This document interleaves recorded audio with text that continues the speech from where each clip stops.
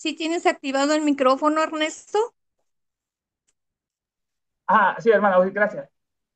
Entonces comenzaremos con el estudio de esta bella obra que tanto lo oculta el sistema, porque dice la verdad acerca de todo. Y sí, sí, estamos en tomo 1, capítulo 5, la página 175. Conocemos las grandes maravillas de Oriente, la Trinidad en la unidad y las tres cabezas de la cábala que comentaba el hermano hablaba de las DJ. La Trinidad en la unidad es una idea que todas las naciones antiguas tenían en común, todas, hermanos, todas los tres dejotas, la Trimurti hindú, las tres cabezas de la cábala judía. Esta trinidad son las tres leyes, la unidad tres en uno, la idea está en todas las naciones, tanto mayas, aztecas, egipcios, hindúes, camboyanos. Estas tres dejotas, las dejotas son las tres caras, es la Trimurti del panteón indo que vamos a estar analizando, la Trimurti, Brahma, Vishnu, Shiva. Las tres personas de la deidad una, ¿no? Como ya en Occidente, Padre, Hijo, Espíritu Santo. Las tres personas, la idea una, dice el libro de los preceptos. Hay dos cosas, hay dos caras. Una cara está en Tuchita, está en Debachán, está en el cielo una cara. Y la otra está en mi alma, está en la tierra, o sea, el infierno, ¿no? Ya van dos. Y la santa altísima cara que las une y finalmente las absorbe a las dos, las tres en uno. Uno en el cielo, otra en la tierra y otra en el lugar santo. Las tres son una. La Trinidad en la unidad es la idea que está en común en todas las naciones antiguas, tenían en común las tres de Jotas. En este caso, es la Trimurti hindú, es la Trimurti, Brahma, el creador, el conservador y el instructor. Literalmente, Trimurti son las tres caras o la triple forma. El hecho es que todas las tres personas de la Trimurti son simplemente los tres calificativos de las gunas o atributos del universo, la materia, espíritu diferenciada. Aquí hace una revelación, no es Elena, que esas tres personas solamente son las gunas, son los atributos del universo, ¿no? Vemos que en otras partes que son simplemente la han personificado las tribunas en esos calificativos, es la materia y el espíritu ya diferenciados. Tres calificativos, unas o atributos del universo de espíritu, materia diferenciado. ¿Qué sacó, Ernesto, hermano? una pregunta. Nada más para las gunas solamente existen en el plano de la manifestación, ¿verdad? Están en todas partes, hermano, también en los planos manifestados. Solo que se van También. diferenciando, se van incorporando. Ok, gracias. Entonces, estamos con lagunas, los tres calificativos, algunas o tributos del universo de espíritu, materia ya diferenciado, que se forma a sí mismo, Raja, ¿no? Pragma, que se conserva a sí mismo, Vishnu, Sattva, y que se destruye a sí mismo, Shiva, el destructor, no que es Tamas, para fines de regeneración y perfectibilidad, como comentaba el hermano educativo, regenerarnos y perfeccionarnos, como hicieron los Dianis Johannes cuando eran humanos, se perfeccionaron y se regeneraron. La Trimurti, la Trinidad en la unidad, es una idea que todas las naciones antiguas tenían en común. Las tres dejotas, la Trimurti hindú, o las tres cabezas de la cábala judía. Las tres cabezas de la cábala dice que desde el momento de su aparición, que es la hora de la diferenciación de la materia, ya sé, ahí comenzó la materia, ¿no? Desde el momento de su aparición, toda la materia para las formas futuras estaban contenidas en tres cabezas, que son una sola y tenga el nombre de santos, ancianos y las paz. Son tres, ¿no? Los santos, los ancianos y las paz. Cuando dos caras miran la una a la otra, cuando se miran dos caras, ¿no? Los santos, ancianos, entre comillas, de tres cabezas, reciben la denominación de las caras largas. Ya son tres, ¿no? Santos, ancianos y las paz, las caras largas. Esto hace referencia a los tres principios superiores, tanto humanos como cósmicos, como arriba es abajo. Adna, Budi, Mana, pues sería en este caso la monada, el peregrino. Interesante, como dice la cábala, que es una tradición más hebrea, está derivada de los caldeos, y esto la tomaron también, se parece mucho a lo que dice Brahma, ¿no? Que el universo estaba adentro de Brahma, adentro en la cabeza de Brahma, y después de una inspiración, el universo se manifiesta. Pasa el Mamantra, después de la destrucción, el Mahapralaya, y el universo vuelve a entrar a Brahma. Como dice acá, ¿no? Todo está en las tres cabezas de la materia, de las futuras formas en la cábala. Las tres de J de Trimurti hindú o las tres cabezas de la cábala judía. Esas caras cabalísticas se llaman Nepesh, dicen ellos, el alma animal, el cuerpo, el Nepesh. Ruach, que es el alma espiritual, el alma. Y el Neshma, que es el alma divina, o la mente en este caso, cuerpo, alma y mente, es la calificación esotérica, ¿no? De la Trinidad en todas partes. Son siete. Las tres cabezas de la cábala judía son también en esta parte. Esta cábala es la sabiduría oculta de los rabinos judíos de la Edad Media. Esa sabiduría oculta, la tomaron, ¿no? Sabiduría derivada de doctrinas secretas más antiguas, aquí le dándose la verdad, la cábala no es de los judíos, como se intenta engañar a la gente, no, como el Zohar, como el Jefer Yetzirah, no, eso es tramitado, es copiado de antiguas tradiciones de los caldeos, de los judíos. Son sabiduría derivada de doctrinas secretas más antiguas, concernientes a la cosmogonía, a la cosmogénesis, y a las cosas divinas, cosmogonía y cosas divinas, que se combinaron estas dos para constituir una teología ya más esotérica, los judíos, ¿no? La cosmogonía y las cosas divinas, que se combinaron para constituir una teología. Después de la época del cautiverio de los judíos en Babilonia, los judíos han sido cautivos varias veces, están escapados. Ahí, bueno, que se combinaron la cosmogonía y las cosas divinas para constituir una teología después de la época del cautiverio de los judíos en Babilonia. Todas las obras que pertenecen a las categorías esotéricas, esotéricas, no ocultas, reciben el nombre de cabalísticas. Todas estas obras que pertenecen a la categoría esotérica son denominadas cabalísticas en este punto. La cábala judía, el mundo sin judíos sería un paraíso, dicen aquí en la tierra. Los judíos no son humanos, son bestias de presa con ropaje humano. Son demonios que escaparon al infierno. Al fuego del infierno hay que lanzar a los judíos. Son los narcos, son los ladrones, son los dinamiteros, los que hacen guerra. Elena lo explica esto profundamente en el tomo 5, la acción secreta, hermanos. Es capítulo interesante, explica a los judíos en una parte por ahí. Bueno, aquí hay una nota, un asterisco, al pie de letra, una nota, dice, se esculpieron tres cabezas, una dentro de la otra. Estamos acá con la cábala judía. Tria capita esculputa esculpa sum, una intralterum et alterum supralterum.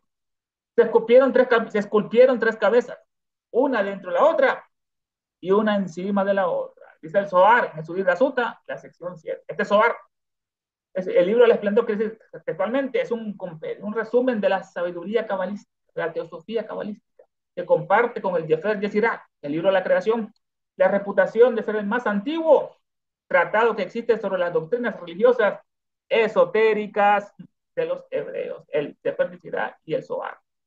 La tradición asigna su paternidad al Zohar literaria al rabino Simón ben Iwachi, Ben es hijo, Simón hijo de Iwachi, en el año 80 después de Cristo, después de la destrucción del templo, que fue en el año 70, que Jesús ya lo decía apocalípticamente, que Jerusalén va a estar destruida, por lo mal que le hicieron ellos, los judíos, al propio Jesús, no, le ponieron la venganza a los romanos, de Alcoleno de Tiana, y la fraternidad mandó a destruir Jerusalén. Y hasta después de la Segunda Guerra Mundial, cuando los judíos se apoderaron de Europa, fue cuando fundaron el Estado genocida de Israel en el 48. Toda esa matanza hoy en día, el judío se apoderó de Europa y América, Estados Unidos. Bueno, el Zohar, la tradición asigna, Elena le analiza esto muy profundamente en el tomo cuarto, en las primeras páginas en español de esta obra magnífica, y siempre lo habla sobre Simón ben Iwachi, su muerte, que no fue una muerte, fue un tránsito, como Elías, que sonó una gran voz en una cueva que estaba escondido, porque él tenía el conocimiento oculto, tenía la mercaba, tenía posesión, por eso lo querían matar los judíos, estaba oculto, Simón ben Iwachi. El Zohar, en su Hidrasuta, que realmente Hidrasuta es la Santa Asamblea Menor, una división del Zohar, en su sección número 7. Se golpearon tres cabezas, una dentro de otra y una encima de la otra. Zohar y Resulta es la pequeña asamblea también. Esa es la última etapa del Zohar, expresada durante el hecho de muerte del sabio Rabí Simón ben Iwaich. Estaba en su lecho de muerte. Tenía sus discípulos a la parte de él. Quien comparte enseñanzas místicas y profundas con sus discípulos antes de fallecer. Y Resulta en su sección 7 aquí habla sobre el rostro o frente de Arish o Anpin. Sabemos que los judíos tienen ideas muy antropomórficas, aunque sean místicos, no creen en eso, en una cabeza, que es un anciano, esas ideas totalmente infantiles que nos heredaron al cristianismo, esa visión de un Dios machista, violento, iracundo. El rostro frente de, habla de sección 7, del rostro frente de Arish Anpin. El rabí Simón explica que la frente o la ceja de Arish Anpin representa la voluntad suprema. Cuando esta se revela, esa frente, no esa ceja, las plegarias de Israel son aceptadas, dice él. Según se revela así durante la oración del Mina en el Shabbat, Se modera el juicio divino, se hace misericordioso, se modera el juicio divino y prevalece el deseo de misericordia y benevolencia. Esa es la sección número 7 en esta parte. Dice acá, bueno, tres cabezas están talladas, una dentro de la otra y una sobre la otra. Tres cabezas, la traducción, están talladas o esculpidas, una dentro de la otra y una sobre la otra. Son tres en uno. La Trinidad de los egipcios y la de los griegos mitológicos eran representaciones similares de la primera triple emanación que contenía dos principios, masculino y uno femenino. Vemos que eran más equilibrados, ¿no? Mientras que los cristianos ya eran más machistas, igual que los judíos, y eliminaron el logo femenino y pusieron tres masculinos, hombre, padre, hijo y espíritu santo. La Trinidad de los egipcios, que son varias, no la más reciente, Isis, Osiris y Horus. La Trinidad de los egipcios y la de los griegos mitológicos eran representaciones similares. Todo esto, ¿no? Como los hindúes, la Trimurti, las tres cabezas de la Cábala, la Trinidad, eran representaciones similares de la primera y triple emanación que contenía dos principios masculinos y uno femenino. Es como la luz blanca, primero después se diversifica en tres y después en siete. Lo mismo son las leyes universales. Eran representaciones similares de la primera y triple emanación. Esa emanación primaria y trina con dos principios, masculino y femenino, uno y dos, y la emanación hacen un triángulo, hacen el 3 en el 1. Eran representaciones similares de la primera y triple emanación, que contiene dos principios, dos logos, ¿no? Padre e hijo, o primer y tercer logos, espíritu y universo, que son masculinos, que tenía dos principios masculinos y uno femenino. El femenino es la Isis de los egipcios, la Gea, la Gaia, los griegos. La naturaleza, el segundo logos, que es la materia. Las aguas, en este caso serían María en los cristianos, el logo femenino María, pero la posición tan alta, el logo más femenino no está antropomorfizado. Estas trinidades son representaciones similares de la primera y triple emanación, que contenía dos principios masculinos y uno femenino en este caso, logo femenino María en este caso. Es la unión del logo masculino o sabiduría, que es la deidad revelada. Y ahí se manifiesta, aquí revelada, es la deidad revelada. ¿Se unió con quién? Ese logo, con el aura femenina, el logo femenino, o el ánima mundi, el santo neuma, que es la céfira de los cabalistas y la sofía de los gnósticos refinados. Lo que produjo todas las cosas, tanto visibles como las invisibles, en los tonos astrales, como están comentando. Esa unión, pues, ¿de quién? Del logo masculino y el logo femenino produce la manifestación. Se une el espíritu con la materia, nace el hijo, que es el universo. Tiene una mitad espiritual y una mitad material. Bueno, es la unión de ese logo masculino o la sabiduría. La sabiduría es el principio de todos los principios, la sabiduría misteriosa. La corona, el Keter, como dicen, de todo lo que hay, de más elevado, la sabiduría. Entonces, saber es poder. Es la unión del logo masculino, sabiduría, es la deidad revelada. El logo masculino, la deidad revelada, revelar, o sea, levantar de nuevo el velo. Estamos revelando, desvelando, como dice sin velo, ¿no? Levantar de nuevo el velo que oculta la verdad. Que si en el templo saítico de Isis, que tanto le encantaba a Elena, soy todo lo que fue, es y será. Y ningún mortal ha levantado jamás mi velo, ningún mortal, ¿no? Son los registros acá, sí, están también ahí todos registrados. Entonces el logo masculino es la deidad revelada, y ahí se manifestaba. Hay una diferencia entre yo me he manifestado y el Dios revelado, pero bueno. Es la deidad revelada, el logo masculino. ¿Se une con quién? Con el logo femenino, con el aura femenina. En este caso, el logo femenino es el espacio, es el agua, es María, la materia en este caso. Se une la deidad revelada con el aura femenina o el anima mundi, que es el santo neu. Ese anima mundi, lo hemos dicho en muchas partes, el alma del mundo, el alaya, es la esencia divina que todo lo llena. Penetra, anima e informa desde el átomo más diminuto de materia hasta el hombre y el Dios más encumbrado. Todo está animado. Es la esencia de los 7 planos de senciencia, de sentir y de conciencia. Y diferenciación moral y física, todo eso, diferenciación moral y física. Es de naturaleza ígnea y etérea en el objetivo mundo de la forma, como el sol, es decir, ígnea y etérea en el objetivo mundo de la forma. Y luego se hace éter y divina y espiritual, éter, divina y espiritual, ¿no? En sus 3 planos más elevados, alma, humana, éter, divina y espiritual.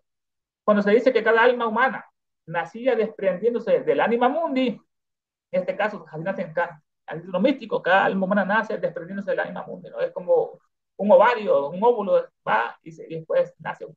Significa esotéricamente esto que nuestros yo superiores son de una esencia idéntica al alma del mundo, como el agua del océano, como la luz del sol. Idéntica al alma del mundo, que es una radiación esta de quién, de lo absoluto universal, todo por jerarquía, ¿no? Más arriba del alma del mundo está lo absoluto universal, una radiación, un rayo, una radiación. De lo absoluto universal siempre desconocido. También dice que este, bueno, está el alma del mundo, es el alaya, como dicen los ahí en Oriente, el anima mundi es el alma universal, idéntico a la casa en su sentido místico y a Mulapakriti en su esencia, como base y raíz de todas las cosas en este mundo manifestado, como casa, que es la raíz, y como Mulaprakriti, que es la raíz de la materia, es como la base y raíz de todas las cosas, es anima mundi. Es anima mundi, que es también el santo neuma, dice, santo neuma, este es aliento, neuma, viento, aire, alma, espíritu y la síntesis de los 7 sentidos. Esto es santo neuma, neuma. Se une, bueno, el logo masculino con el logo femenino, con esa aura femenina, Anima Mundi, el santo Neuma, que es la céfira de los cabalistas, y la Sofía de los gnósticos refinados. Esa céfira, está analizando esos sefirotes, es una emanación de la deidad, céfira, es la generatriz, lo genera todo, generatriz. Y la síntesis de los 10 sefirotes, de Keter, Vina, Chokman, sabiduría, Corona, sabiduría, inteligencia, hasta Malco, el último. La generatriz y la síntesis de los 10 sefirotes, cuando ella está a la cabeza del árbol sefirotá. En la cábala, Séfira, o es, también le dicen la sagrada anciana. La anciana sagrada y la sagrada anciana. Es la inteligencia divina, la sabiduría divina, la Mahat. Lo mismo que Sofía o la Metis de los griegos, ¿no? La Mahat, la gran mente. El tercer logos es la primera emanación de lo infinito, de lo absoluto, de Ensof, como dicen en la cábala. El Ensof es la primera emanación, esta Séfira, es la generatriz, la primera emanación del infinito o Ensof. Es el Aditi Indo, es el original de Séfira, es el original de ella, es el Aditi de los indos, ahí viene Séfira.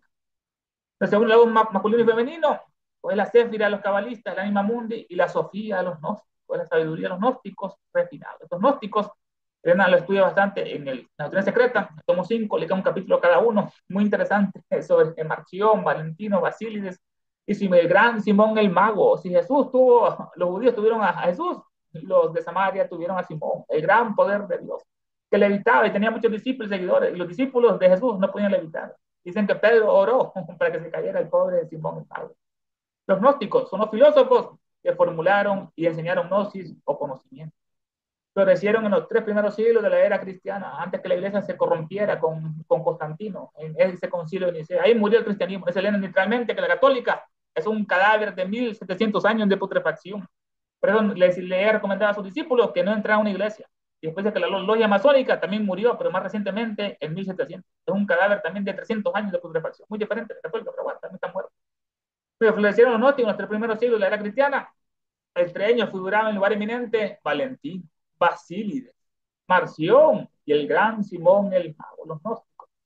Es el logo femenino, el aura femenina, Anima Mundi, el santo Neuma, que es el Céfira de los cabalistas, y la Sofía de los gnósticos refinados. Lo que produjo esa unión, los masculino y femenino, produjo todas las cosas, tanto visibles como las invisibles en este caso. Dice el PDF lo siguiente, en la última sección, ya estuvimos analizando sobre los viajes, la tierra del silencio. Todas las religiones antiguas tuvieron el mismo concepto de la Trinidad en la unidad, todas, ¿no? Simbolizadas en los 3 DJ de la Trimurti Inda y en las 3 cabezas de la cábala judía, esculpidas una en otra y encima de la otra. Aquí hay un llamado de atención, una nota 315. Tria capita escultan sum una intralterum et alterum supralterum, soar y rasuta, sección número 7. Las 3 cabezas, una dentro de la otra. Una esculpida, una en otra esculpida y otra encima de la otra. La Trinidad de los egipcios. Pasamos a los hindúes, la cábala, los hebreos, vamos con los egipcios, también igual que los griegos mitológicos, la Trinidad de los egipcios y la de los griegos simbolizaban análogamente la emanación primaria y trina, con sus 2 principios, tanto masculino y femenino, los 2 logos en este caso. Es la unión de logos. Aquí, bueno, aquí hay un paréntesis, este autor dice que este logo es la sabiduría, que es el principio masculino, que es el Dios manifestado. Ella decía Dios revelado, pero bueno, se une el logo masculino con el aura, que es el principio femenino, Anima Mundi, Espíritu Santo, Séfira de los cabalistas y la Sofía de los gnósticos, que engendra todas las cosas visibles e invisibles cuando se unen estas dos en este caso. Mientras la verdadera interpretación metafísica de este dogma universal permanecía dentro de los santuarios, los griegos, con sus instintos poéticos, la personificaron en muchos mitos encantadores. Eso quería como era. Entre la verdadera interpretación metafísica de esta unidad, luego masculino femenino, esta verdadera interpretación metafísica de este dogma universal, la unión del logo masculino con el femenino, la unión del espíritu con la materia que orina la manifestación, que orina este universo físico, mientras la verdadera interpretación metafísica de este dogma universal permanecía dentro de los santuarios, lugares santos, no los santuarios, lugares sagrados, a menudo asociados con una deidad, un santo o figura religiosa, donde se venera o adora esa figura, separado santuario. Ahí estaban reveladas estas verdades, escondidas, mientras la verdadera interpretación metafísica de este dogma universal permanecía dentro de los santuarios. Los griegos, con sus instintos poéticos, la personificaron la antropomorfizaron, la vulgarizaron en muchos mitos encantadores, que encantan, cantaban, encantan, como la sirena. Esto aparece en las Dionisaicas de Nonus, el dios Baco. Entre otras alegorías, es representado como enamorado de la suave y genial brisa, la santa Neuma, o sea, el lobo femenino, ¿no? Bajo el nombre de Aura Plácida, suave vendaval. Bueno, los griegos, en las Dionisíacas de Nono, estas Dionisíacas eran fiestas que celebraban los griegos en honor al dios Baco.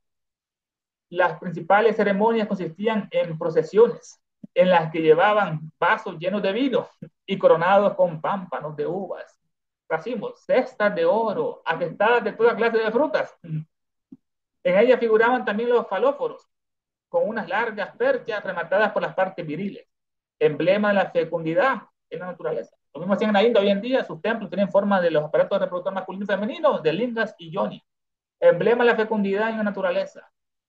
Tales fiestas eran análogas a las bacanales, que después se degeneraron a las bacanales de Roma, estas Dionisaicas de Norte. Las Dionisaicas es un poema, un libro, es el poema más largo que se conserva de la antigüedad clásica. El poema muestra una consumada habilidad literaria. En este caso son las Dionisaicas de Nonus. Nonus, que fue en este caso el autor, este del siglo V después de Cristo, era de Panópolis, Alto Egipto, era un poeta épico griego, más notable de la era imperial romana. Estaban los Césares, Augusto y el otro. Nonus es conocido como el compositor de las Dionisaicas, un relato épico del dios Dionisio.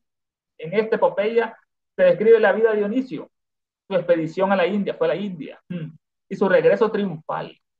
Fue escrita en griego homérico y consta de 48 libros con más de 20.426 versos. Es muy interesante, hermano. Pues vamos a ver la figura de Dionisio más profundamente. En las Dionisaicas de Nonus, el gran dios Baco, exotérica, pública y someramente es el dios del vino y la vendimia, de la borrachera, ¿no? Así como el desenfreno y el alborozo. Pero el significado esotérico, oculto y real de esta personificación de Baco es más abstruso y filosófico, lleno de sabiduría.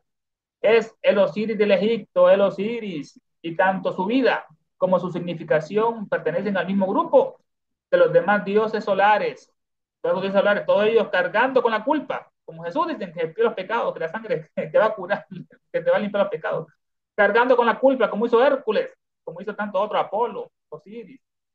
Cargando Baldur, cargando con la culpa, muerto y resucitado, como por ejemplo Dionisio, le pasó lo mismo, Atis de Frigia, ya un cuadro sobre eso, Adonis, el Tamu Sirio, otro, Ausonius, Baldur de los nórdicos, todos ellos fueron condenados a muerte, Jesús, llorados y restituidos a la vida. Es el mismo mito solar. Baco, el gran dios Baco en este caso, es el lobo masculino.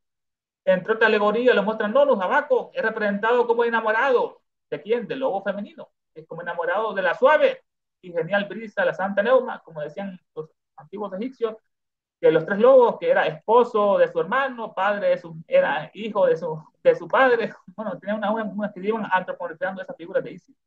Es la madre, esposa y esclava. Es representado como enamorado, lobos masculinos, de la suave y genial brisa, juguetona, dice allá, genial brisa, la santa Neuma, el lobo femenino, bajo el nombre de la Aura Plácida, que nos dicen ella en inglés que es el Gente Gale, literalmente el Gente Gale. Esto en los textos indos más antiguos, Gente Gale significa, puede simbolizar la bondad de la naturaleza, la bondad, el amor, la armonía entre los elementos y las emociones humanas, o incluso el deseo de conexión entre seres amados. Gante, en el sentido más literal, Gante Gal se refiere a un viento moderado y agradable que puede ser beneficioso para la navegación o crear una atmósfera relajante. Gante Gal en este caso. Suave vendaval, un viento fuerte que sopla del sur. Ese suave vendaval. Por eso acá el PDF lo siguiente. Dice, bueno, la Trinidad de los egipcios y la de los griegos simbolizaban análogamente la emanación primaria y trina, con sus dos principios, masculino y femenino en este caso. La unión del logo, sabiduría, principio masculino, Dios manifestado, con el aura, principio femenino, anima mundi, Espíritu Santo, Séfira, los cabalistas y Sofía, los gnósticos. Aquí hay un error graso, además, otro, aquí no es agnóstico, son los que no creen, aquí es gnóstico, pero bueno, esa unión engendra todas las cosas visibles e invisibles. La verdadera interpretación metafísica de este dogma universal, la unión del logo masculino y femenino, espíritu y materia, quedó reservada esta interpretación en el recinto de los santuarios. Pero los griegos la personificaron en poéticos mitos. En las Dionisaicas de Nonus aparece Baco enamorado de la suave y juguetona brisa aura plácida, Espíritu Santo o Céfiro plácido. Vamos a esta imagen, hermano, rápidamente. Estoy hablando de la Trimurti. Aquí lo vemos a los tres. ¿No? Brahma con sus cuatro cabezas, pues norte, sur, este, oeste, los cuatro puntos cardinales, los Maharrajas, los vigilantes de la humanidad, están ahí. A Brahma, qué linda pintura de los hindúes. El de centro es Vishnu, es el Cristo, ¿no? Con sus cuatro manos. Tiene un cetro de poder acá, la otra tiene un poder que lo lanza, una cacerola, los hindúes como que cuadros más vivos. La flor del otro está abajo, es Shiva, el destructor, tiene al tigre acá, ¿no? Ya lo domó al tigre, a la bestia, a las emociones humanas, al Kama, ¿no?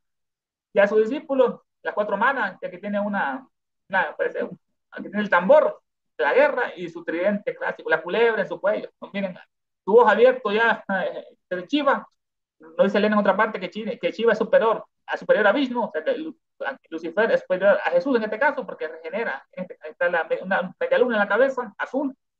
Tenemos otra Trimurti por acá, que bella expresión de esta pintura, Brahma, de la Brahma en la cabeza, tenemos aquí está lo que lanza un rayo, el sol, es Vishnu. Aquí deben ser siete serpientes anentas, que solo hay cinco, cobras reales que lo protegen. Tiene así su simbología, los cuatro brazos, adornado Vishnu, y aquí está el destructor meditando, Shiva, con su tridente, con su tambora, la guerra, el loto, la serpiente, la cobra real. Aquí tenemos las lagunas, que relacionaban, dijimos que esta Trimurti era la personificación de lagunas, que la gente los antropomorfizaron. El primero está en este caso Rajas, que es la actividad, que está Brahma, el creador, ¿no? La actividad, el universo que comienza. Y después Vishnu, que es Sakma, que es la bondad, que es la preservación, con su serpiente arriba, Anenta, Vishnu, y el destructor está Shiva, que está mal, la inercia, lo que destruye todo, la relación lagunas, la destrucción y la transformación. Las tres cabezas de la cábala, estos son, podemos el arte con cambio, hermano. Lo que es bello y preciso que vimos de la India, pasamos a estos son más feos, oscuros, los judíos, con sus tres representaciones de acá, de la cábala, las tres cabezas, una encima de la otra y otra adentro, las tres cabezas, como a los judíos, personificaciones como demonios, ¿no? Mira, los caballeros de judíos ocultos, ¿no? Que son narizones, no trabajan, solo les gusta explotar a los demás, son los dueños de las empresas, los CEOs, y esclavizan a la humanidad, el judío. Pues son cabezas, son de los olmecas, parecido, ¿no? A los toltecas, esto la descubrieron, así eran los seres humanos antes, con esa cuestión del diámetro, esa de cabezas de los olmecas, los toltecas, acá en México y en América, los toltecas. Y además la tenían los egipcios, la última, la más conocida, Osiris, el hombre verde, que está en el centro, que fue muerto por su hermano y lo despedazó. Isis, su esposa, agarró sus pedazos, los fue uniendo poco a poco. También Horus tuvo esa misión. Vemos sus detalles. Aquí tienen aquí este bastón. Después lo agarraron los obispos católicos, ¿no? El bastón verde, esa barba, con la cobra. Tenemos la gran diosa Isis. Tanto le cantaba a Elena, pues le puse esta obra, Isis sin velo. Isis, la naturaleza, la esposa. Aquí matan los cuernos, los cuernos de Isis. Horus, el hijo, acá tiene la tabla en la mano, en otra parte está en el emblema, le da la explicación de un símbolo de inmortalidad, el espíritu defendiendo el cuerpo, el círculo es espiritual y la cruz es el cuerpo. Horus, en este caso, la Trinidad. El árbol sefirotal, también analizamos lo que era, lo que Sefira, Éter en este caso, aquí está la corona, los sefirotes, hay una triada, esta representa la cabeza, la corona, la inteligencia y la sabiduría está en la cabeza, no en el ser humano, no están en el corazón. En el corazón están, bueno, la belleza, y el temple, aquí es la clemencia, aquí es la misericordia, y la templanza y la belleza están en el corazón. Otra triada, y después está la victoria, el fundamento, y por último está la tierra, que es Malta, la más inferior, este es el árbol sacerdotal. Anima Mundi, también la analizamos, el lobo femenino, representado aquí como el planeta Tierra, que está amamantando a su hijo, como pasó con Zeus, que lo amamantó Gaia, una cabra ahí, porque su papá se lo quería comer, Cronos, el tiempo. Anima Mundi, la Gaia, amamantando al ser humano, que es una loba, el símbolo de Roma, los Rómulo Remo, los que están amamantando esos dos, a los dos cuerpos, los Rómulo y Remo, que hay una cabra también amamantando, al malo, el maligno, Anima Mundi. En este caso, las dionisaicas, también analizamos brevemente esas dionisaicas de Dionisio, miren, grandes fiestas los griegos, todos recostados, con música, cítaras, arpas, haciendo gimnasia, haciendo estas fiestas de la alegría, ¿no? En este caso, las dionisaicas de Nonus, que estuvimos analizando también. Y hablamos también de los distintos dioses que habían nacido, eran dioses solares. Hablamos en este caso, aquí está, por acá está Dionisio, lo podemos ver, ¿no? También el 25 de diciembre. Jesús no fue el único, los dioses solares, ¿no? Krishna, India, 25 de diciembre del año 900, antes de nuestra era, es más antiguo, Krishna tiene más de 6.000 años, con su muerte se comenzó el Kali Yuga. Oro está por acá, miren, otro dios solar. Mitra, el de los persas, Hércules, Heracles, otros dioses de todos fueron muertos, descendieron al Hades, después se resucitaron como Jesús. Adonis también está por aquí, y acá están Hermes, Buda y tantos otros grandes que han compartido en este caso. Y hablamos del el templo de Sais, Elena tanto le encantaba, donde estaba ese frontispicio, hoy en día está casi destruido el templo de Sais, todo lo que fue, es y será, decía por acá, ¿no? Y ningún mortal ha podido levantar un nivel. Hermanos, comentarios, puntos de vista, hermanos, están los micrófonos, totalmente bienvenidos.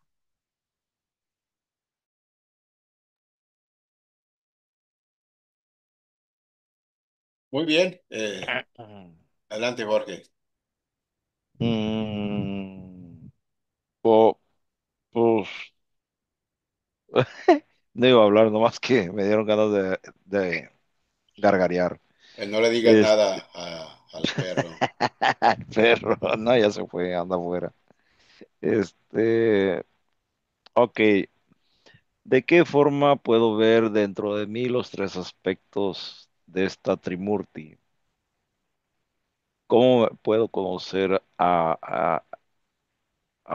cómo los puedo localizar? ¿Cómo los puedo clasificar?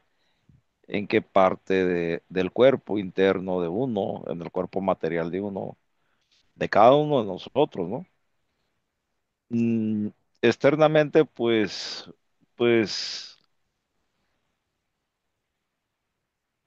pues uno habla nomás así porque a veces uno mira las fotos de la India, lo que es Brahma, ¿no? De cuatro caras, Vishnu, por los dibujos, ¿no? Pero internamente la connotación es muy diferente porque a como yo lo miro, Brahma el creador, pero el creador de qué si se dice que nadie crea nada. Entonces vendría siendo un dimanador o un emanador de pensamientos y formas que se concretizan. Entonces el conservador Shiva, pero de Brahma se desdoblan estos otros dos porque Vishnu, el destructor, destruye todo, pero ¿qué parte, qué función hace dentro del cuerpo? ¿Dónde está localizado? Por eso los yogis de la India lo adoran, le cantan y le rinden respeto porque destruye todo. Destruye la malicia, destruye los maleficios, destruye las pasiones también. Para llegar a ser un yogi, destruye las pasiones. Entonces, ahora entiendo por qué los yogis de la India adoran a, a Shiva. Entonces, era lo que quería decir nomás ahorita.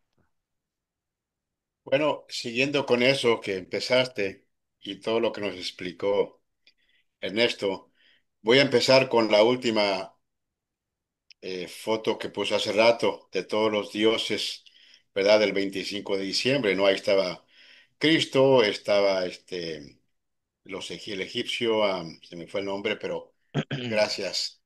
Todos estos Horus, Heracles, Krishna, sabemos que en realidad todos estos nombres representan una sola cosa, ¿verdad? O sea que están representados de muchas maneras en los diferentes sistemas filosóficos y religiosos. La teosofía nos da la clave porque en realidad todo esto simboliza una sola cosa, ¿verdad? Y como tú dijiste, porque ¿dónde está eso? Bueno, sabemos cuál es el Cristo interno en cada uno, en cada uno de nosotros. El Cristo interno, pues, lo representa, ya sea, y aquí puedes usar cualquier nombre, ¿verdad? Buda, Krishna, Horus, el Cristo crucificado, entonces, es el ego en nosotros, que lo tenemos crucificado a través de la personalidad, o sea, las pasiones. la pasión de Cristo, ¿verdad? Entonces, por ende, el simbolismo es ese de que todo esto, todos estos nombres simbolizan una cosa en cada uno de nosotros. Y es la idea de despertar y liberar este Cristo crucificado, ¿no? Porque es la simbología y que también la representa de muchas maneras la teosofía, ¿no? Eh, Cuando vemos el cubo, que es el cuaternario universal, cuando desdoblas el cubo y vemos ahí entonces cómo se desdobla en seis partes, que cuando se cruza, que se pone como una cruz, simboliza el número siete. Y ahí el cuaternario universal como la constitución septenaria, tanto en el universo como en nosotros, ahí empieza, se hace la cruz, ¿verdad? La otra cosa que no quiero hablar mucho porque se leyó bastante, se dijo bastante. Entonces, ya vimos ahí la comparación de todas las triadas, ¿verdad? Las trimurtis y todo eso.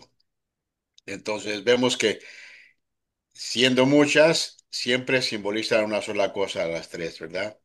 Y esa es la idea de que, aunque tengan nombre en cada sistema, en esencia es la misma cosa. La otra cosa es de que, como acabamos de leer, esto de los griegos que personificaron todo, ¿verdad? Bueno, entonces, no nada más ellos. Los egipcios, los griegos, todos han personificado a todas estas deidades o las han antropomorfizado, pero esos precisamente son los velos que el estudiante de teosofía tiene que descorrer o develar, porque aunque sean escritos, si nos vamos a los escritos originales, incluso a lo de los cristianos originales, ahí vemos que todos han sido velos. Por ende, todo se ha escrito a través de velos o personificaciones. ¿Por qué? ¿Por qué? ¿O para qué? Para que cada uno, el discípulo, tiene que entonces que pasar por ese trabajo, tiene que descorrer los velos. Es como lo que se nos da en la doctrina secreta. Parece que todo está desordenado. Aquí una cosa, allá otra, aquí allá y esto acá. Es la idea de los maestros de que se nos da un rompecabezas y nosotros tenemos que encontrar las piezas, identificarlas y vamos formando entonces el rompecabezas. O sea, en nuestra mente empezamos a, a hacer esta idea de lo que es todo esto que estamos estudiando. Es la tarea del estudiante, porque sabemos que no, aunque se nos ha dado mucho, no se nos puede iluminar y elevar automáticamente. Es el trabajo que tenemos que hacer como egos encarnados. Por eso, cada uno de nosotros somos la verdad y el camino, ¿verdad? Y la vida hacia ese ser superior. Entonces, es siempre la tarea de nosotros de velar todo esto. Por eso no hay sistema que no haya personificado las cosas. Eh, Todo lo que está en la teosofía también son velos, y eso se ha dicho muchas veces, ¿verdad? Tenemos, aunque claro, ya es lo más cercano a lo esotérico, por eso, aún así, no vamos a quedarnos ni con los velos ni con las personificaciones.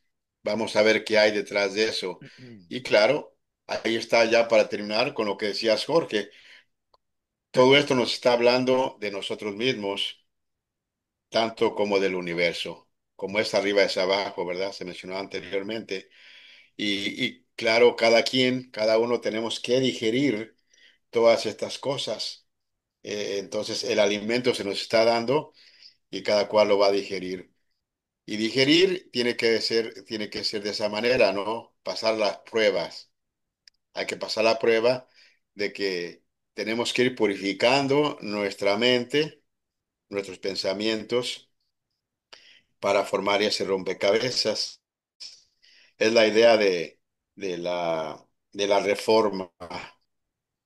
de que Eh, todos estos que han venido a darnos las instrucciones para que nos reformemos a nosotros mismos. Acabamos de leerlo en la declaración, ¿verdad? De que el único compromiso es el que cada quien determine. En fin, ¿no? Todas estas cosas que se hablaron. También se habló ayer hablamos de la tetractis. Hoy se está hablando del número 10 también, de la tetractis.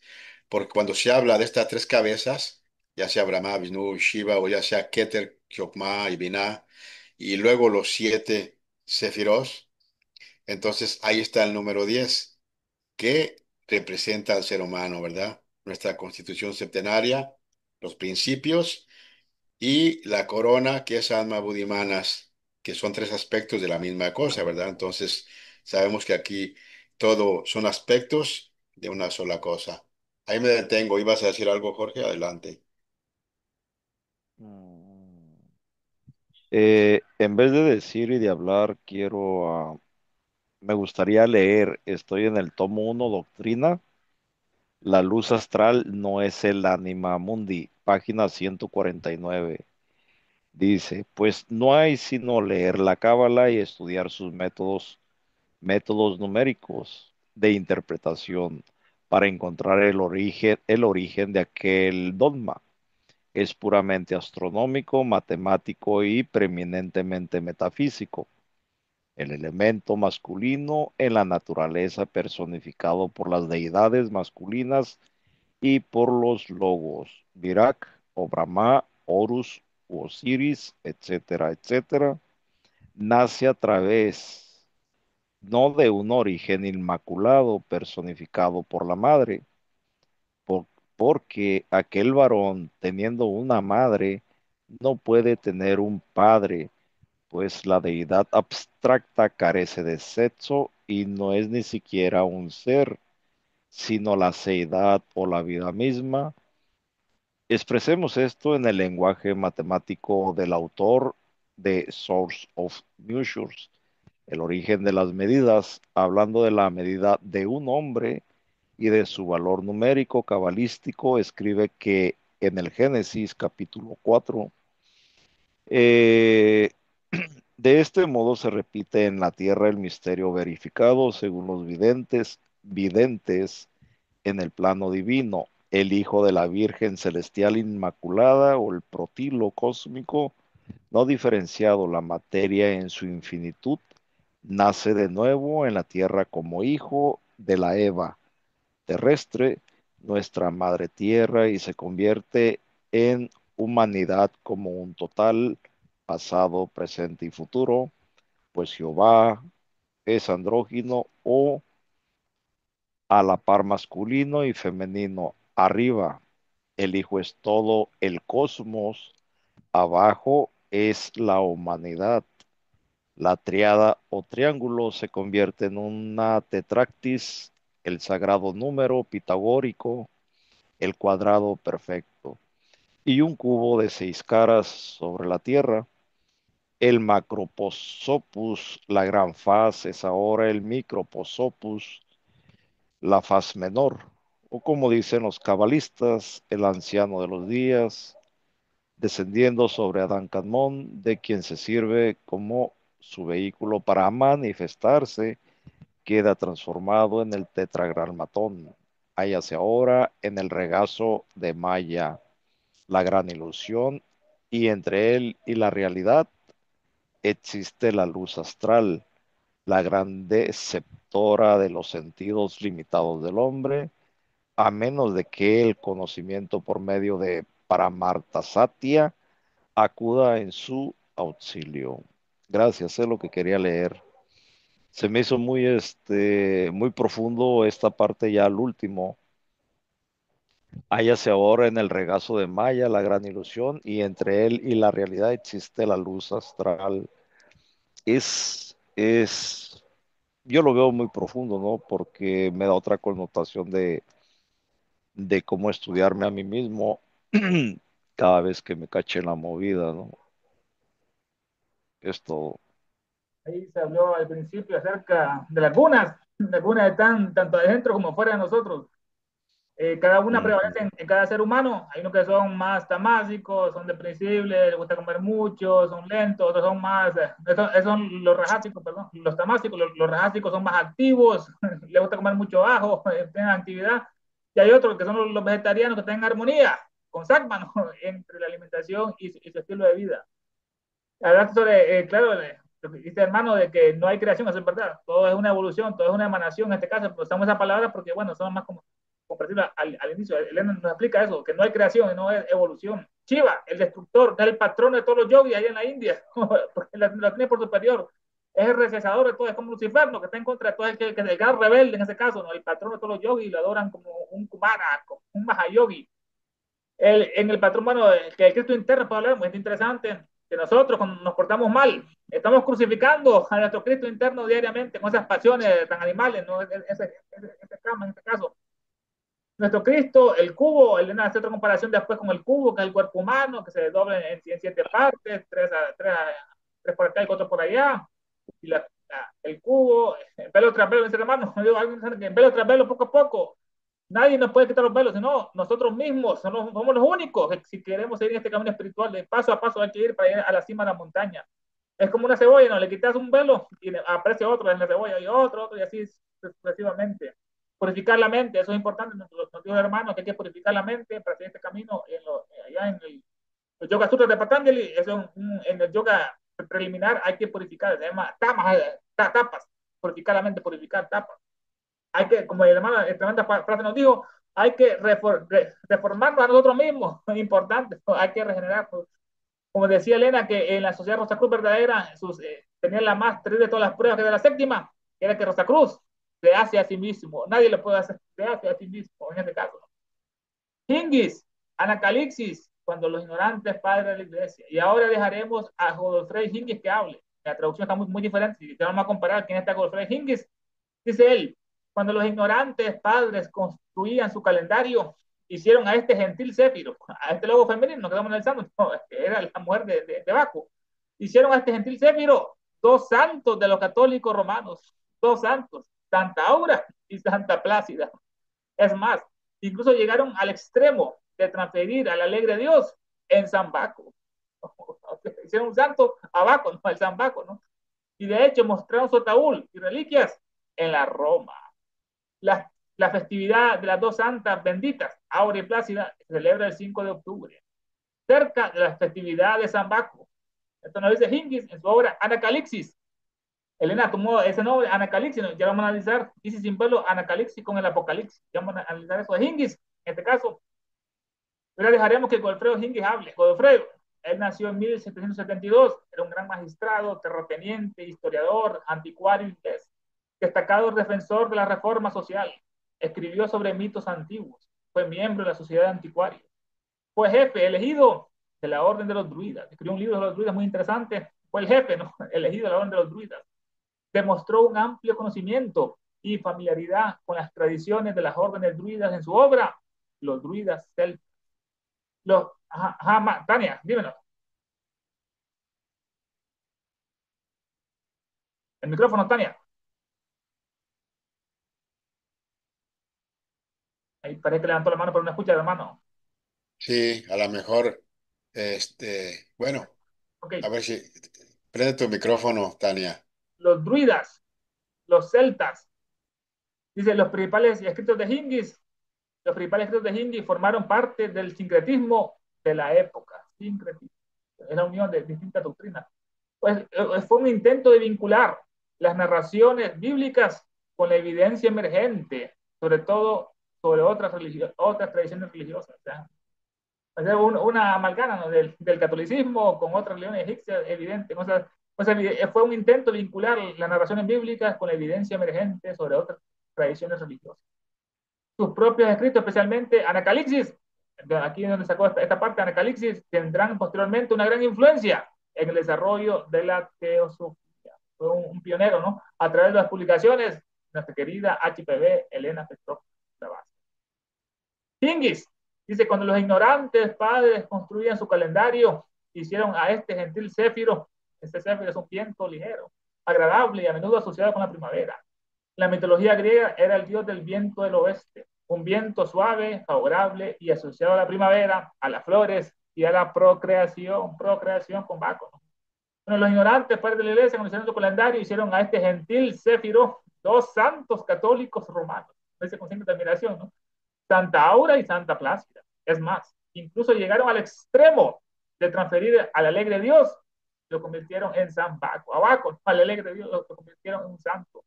Baco es asesinado y su madre recoge los pedazos de su lacerado cuerpo. Lo mismo pasó con Osiris, no con Isis, ¿no? Él fue asesinado por Tifón y aquí asesinado Baco y su madre recoge los pedazos de su lacerado cuerpo y los va uniendo, como hizo Isis con los de Osiris, y así sucesivamente.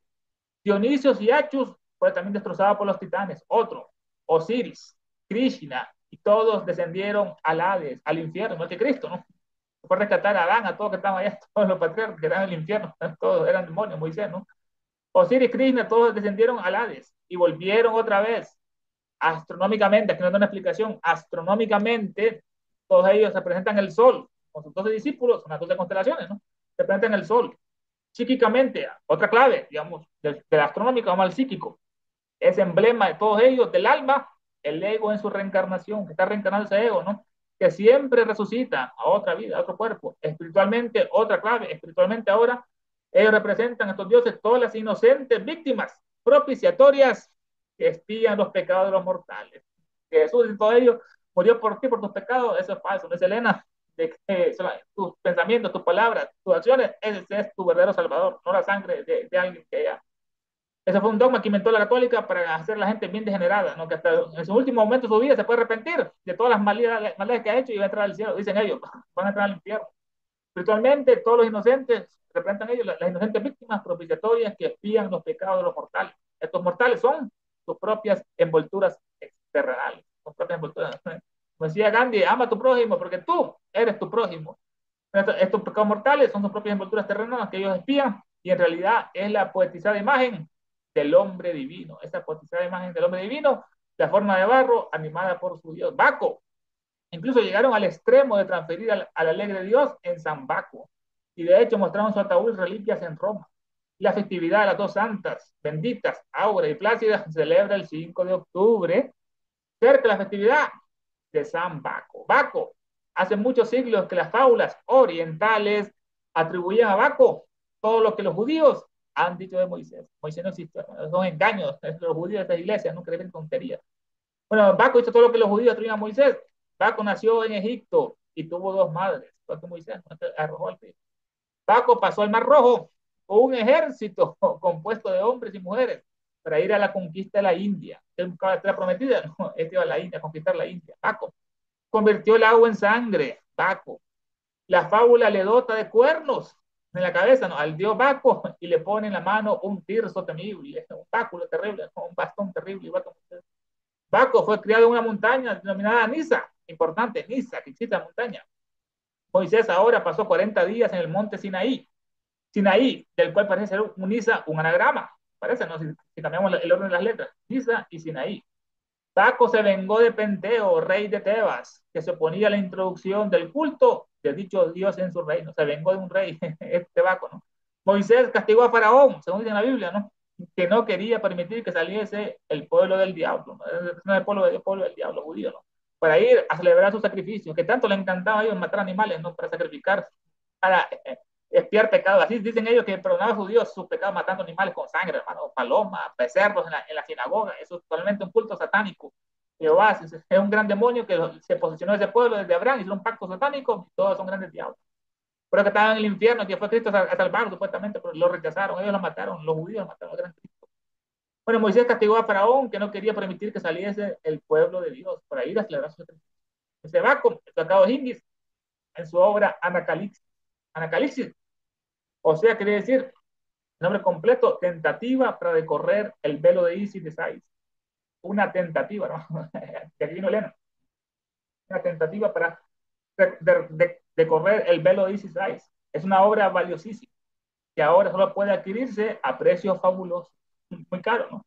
Trata el origen de todos los mitos, igual que Isis, ¿no? Trata el origen de todos los mitos, religiones y misterios, a toda la ciencia, y muestra un inmenso caudal de erudición clásica. Es un intento este Apocalipsis de desvelar el velo de la Isis saítica. una investigación sobre el origen, el nombre completo, una investigación sobre el origen de las lenguas, las naciones y las religiones. Anacalipsis puede traducirse como descubrimiento, hallazgo, desvelamiento, desvelar. Es el antónimo, lo contrario de apocalipsis. Anacalipsis, apocalipsis es lo contrario. Apocalipsis es destrucción, este es construcción. La obra es el resultado de más de 20 años de investigación, durante los cuales Hingis intentó descubrir una religión antiquísima, lo que tenemos nosotros, nuestra religión de sabiduría que está en todo el mundo, una religión antiquísima y universal. Había una sola lengua y una sola religión. Una religión antiquísima y universal de la que surgieron todos los credos y doctrinas filosóficas posteriores. Fue la raíz. Incluye varios mapas y láminas litográficas de monumentos druidas. El libro detalla muchas de las creencias y observaciones sobre el desarrollo de la religión. Entre ellas se encuentra su teoría que hizo Hingi de que había una orden religiosa secreta, así como todos estos brahmanes ocultos que ella lo dice en otra parte de Isis, que hay una fraternidad secreta que está detrás de todos los acontecimientos mundanos. Hay incluso hay un hierofante supremo que era un hombre, un brahman. Entre ellas se encuentra su teoría de una orden religiosa secreta, a la que denominó él pandeísmo. Pandeísmo, no muy conocido, pandeísmo, quiere decir de pan o pandú, en referencia a una familia de dioses que habitan en la tierra, familia de dioses, están ocultos. Elena los visitó allá por los Himalayas, no están allá. Hablan ahí del censal y del Devanagari, la lengua divina.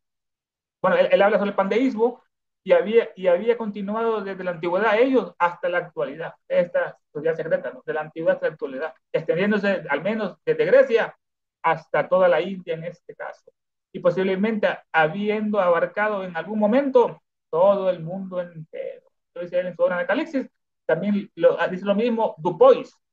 Este nació Dupois en 1742. Charles Francois era un gran científico, erudito, político, astrónomo, catedrático, historiador, filósofo francés, pero fue un humanista, luego abogado, miembro de la Academia Francesa de las Letras y político con cargo durante la Revolución Francesa. Escribió un libro sobre el origen de todos los cultos, igual que Hindi, igual que Elena después, ¿no? En 1795. Elena publicó en 1877 esta obra, donde planteó él que Jesucristo es una manifestación del culto solar, como lo hemos visto, los 12 discípulos, las constelaciones del año. Argumenta que las religiones, a pesar de sus diversas formas, tienen origen común en la adoración del sol. Todos adoran al sol, ¿no? En este caso, y otros fenómenos naturales. Dupois, saca el PDF, en las dionisaicas de Nonus aparece Baco, enamorado de la suave y juguetona brisa, aura plácida, Espíritu Santo o Céfiro plácido. A este propósito, dice Hingis, que está muy diferente, ya dice Elena, más, lo dice mejor, no, dejemos. Ahora dejemos que Colfrey Hingis hable. Bueno, ¿qué dice acá?